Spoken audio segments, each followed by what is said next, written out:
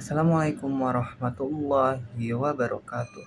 Perkenalkan, nama saya Ahmad Sabit dari Prodi Fisika Murni angkatan 2023. Di sini saya ingin menjelaskan tentang materi fisika. Yang akan saya jelaskan adalah konsep induksi elektromagnetik, kemudian aplikasi induksi elektromagnetik, dan yang terakhir adalah rangkaian arus bolak-balik dalam materi induksi elektromagnetik.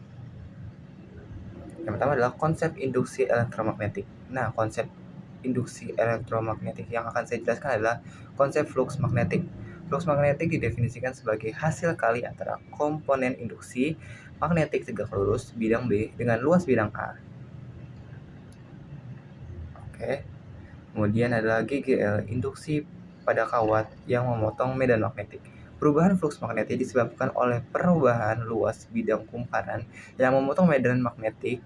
Jarum ampermeter menyimpang menunjukkan bahwa dalam loop PQRS mengalir listrik yang dinamakan arus induksi. Beda potensial antara P dan Q disebut gaya gerak listrik GGL atau induksi. Nah, bagaimana cara yang mudah untuk mengingat arah arus listrik? Yaitu dengan cara kaidah telapak tangan kanan untuk arus listrik induksi. Kemudian formulasi besar GGL induksi. Nah, terus kemudian saya akan menerangkan hukum Faraday tentang induksi elektromagnetik, yaitu persamaan Faraday atau hukum Faraday. GGL induksi yang timbul pada ujung-ujung suatu penghantar atau kumparan adalah sebanding dengan laju perubahan flux magnetik yang dilingkupi oleh loop penghantar atau kumparan tersebut. Kemudian GGL induksi oleh perubahan luas bidang kumparan dan medan magnetik B tegak lurus terhadap bidang kumparan. Oke, selanjutnya GGL induksi oleh perubahan besar induksi magnetik. GGL induksi yang ditimbulkan oleh perubahan besar induksi magnetik adalah transformator. Untuk kasus dB per dF, tetap dan arah medan magnetik B tegak lurus pada bidang loop. Nah, ini adalah penjelasannya. Untuk kasus laju perubahan induksi magnetik dan persamaan Faraday untuk kasus besar induksi magnetik berubah. Kemudian GGL induksi akibat perubahan orientasi bidang kumparan. Contoh GGL induksi yang ditimbulkan oleh perubahan orientasi bidang kumparan adalah generator. Persamaan Faraday untuk kasus orientasi sudut theta berubah adalah berikut, dan untuk kasus laju perubahan cos d cos theta per dt tetap. Nah, kemudian adalah hukum Lenz tentang arah arus induksi. Hukum Lenz ini sendiri, polaritas GGL induksi selalu sedemikian rupa sehingga arus induksi yang ditimbulkannya selalu menghasilkan flux induksi yang menantang. Perubahan flux utama yang melalui loop, arus induksi cenderung mempertahankan flux utama awal yang melalui rangkaian. Kemudian induktor, konsep GGL induksi diri sebuah kumparan. GGL induksi yang dihasilkan dalam kumparan selalu menentang perubahan flux utama. Penyebabnya disebut GGL induksi diri. GGL induksi diri dan sebanding dengan laju perubahan kuat arus terhadap waktu BI per dt. Nah, satuan induksi diri, dan L disebut induktansi diri. Kemudian konsep induktansi diri sebuah kumparan. Nah, sini ada induksi diri antara ujung-ujung kumparan.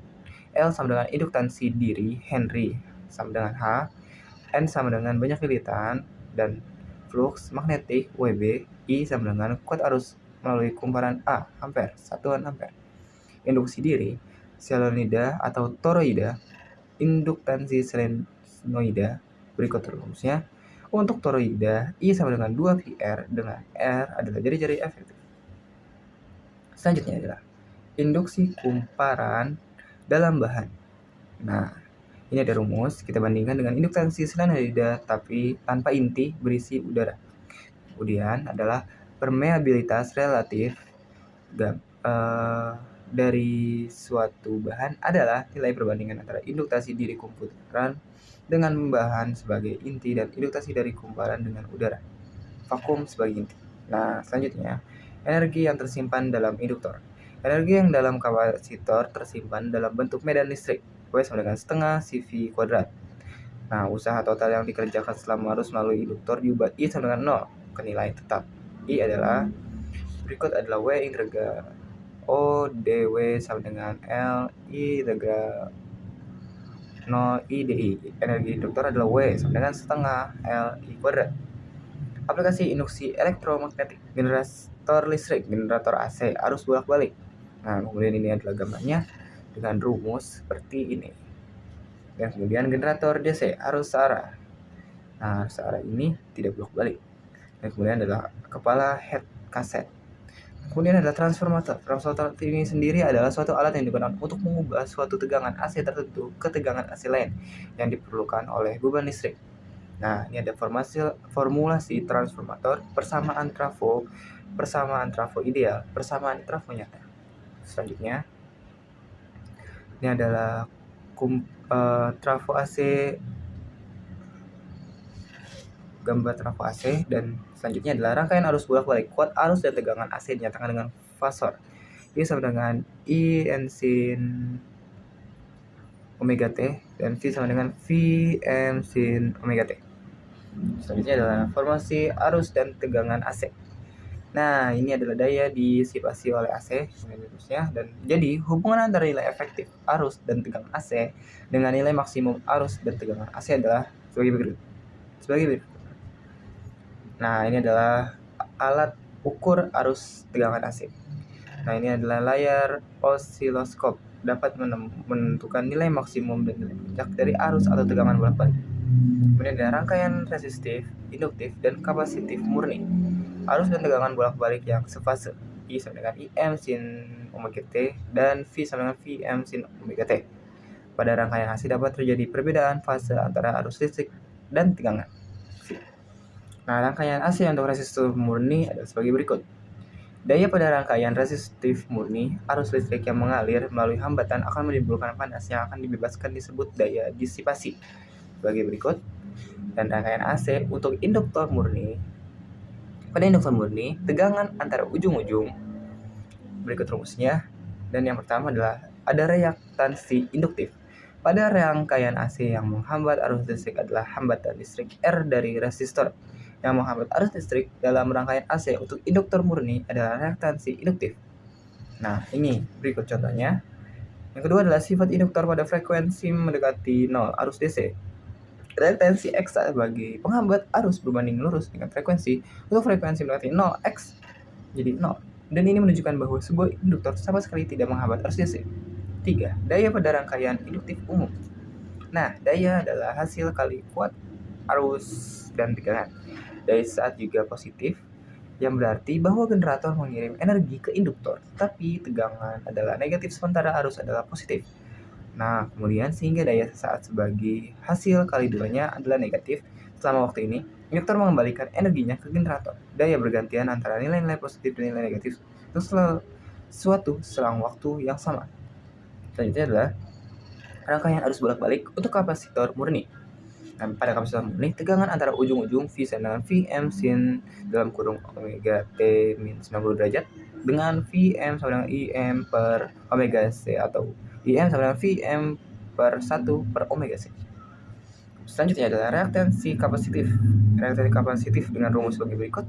Kemudian 2, ada sifat kapasitor pada frekuensi mendekati 0, arus DC. Kapasitor sangat menghambat arus searah sehingga arus searah tidak dapat mengalir melalui kapasitor. 3. Daya pada rangkaian kapasitif murni, daya adalah 0 dan sebuah kapasitor dalam rangkaian AC sama sekali tidak menggunakan energi. Rangkaian seri R, L, dan C sebagai berikut. Dan ini adalah sudut fase antara kuat arus dan tegangan. Di sini ada 3 dan besar tegangan V, AB atau V, dan arah fosfor. Nah, yang terakhir hukum Ohm pada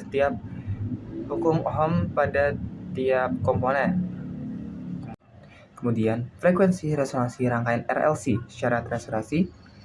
Nah, adalah sebagai berikut. Kemudian ada kuat arus impedansi rangkaian seri RLC pada kegiatan resonansi. Kemudian adalah penerapan resonansi pada osilator dan rangkaian penalah. Nah, kemudian ada rangkaian osilator. Rangkaian yang menghasilkan getaran listrik frekuensi radio adalah rangkaian osilator yang berkonsep sebagai berikut. Sebagai energi listrik masuki kumparan induktansi I melalui kapasitor C. Kapasitas C. Oke, sekian dari saya. Semoga bermanfaat materi elektromagnetik ini. Terima kasih. Wassalamualaikum warahmatullahi wabarakatuh.